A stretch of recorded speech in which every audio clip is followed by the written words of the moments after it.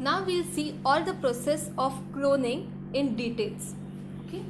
So first thing that we need to identify is our gene of interest. Okay. Now consider an example of human genome. So if this is a human genome, and if we need to find out a gene which is coding for insulin, so suppose this is the gene that is responsible for coding of insulin. Okay, so this gene we need to amplify. Now our first aim should be somehow to remove this gene of interest from this entire human genome. Okay, now how do we do this? This is done with something which is called as molecular scissors.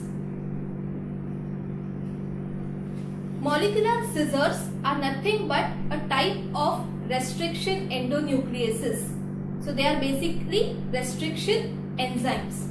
Okay, these are used to cut this particular type of gene.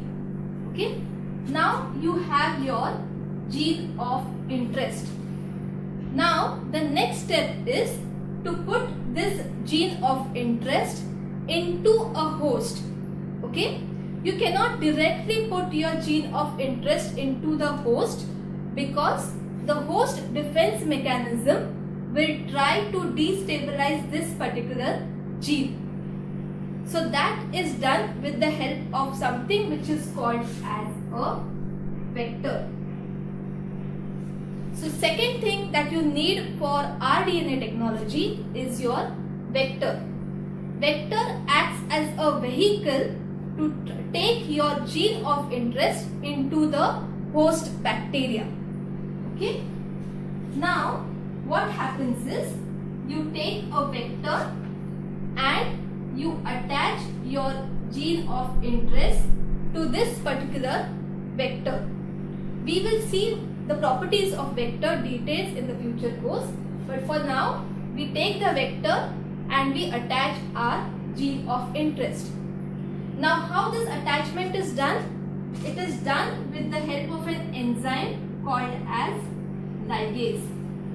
So they are called as molecular glues. So we have studied two concepts. First is molecular scissors and second one is molecular glues.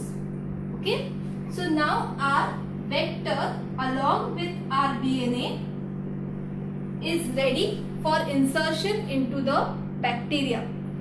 Now this entire thing is called as rDNA, which is nothing but your recombinant DNA. Okay.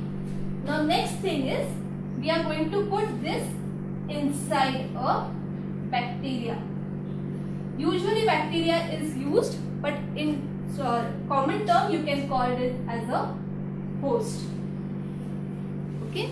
So this entire DNA with plasmid is now called as rDNA, which is nothing but your recombinant DNA.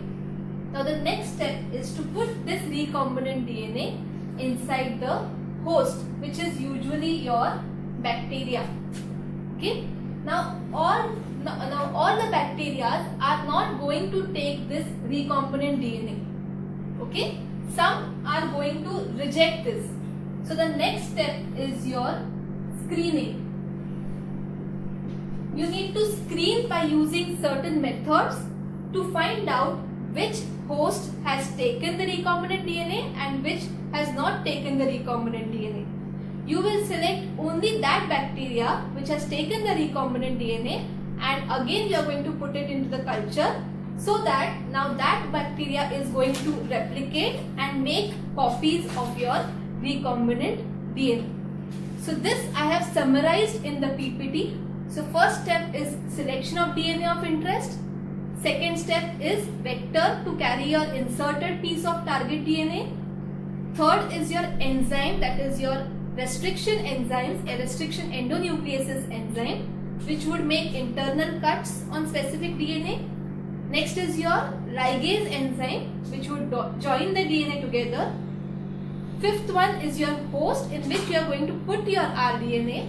And Sixth one is your screening to find out which host has taken a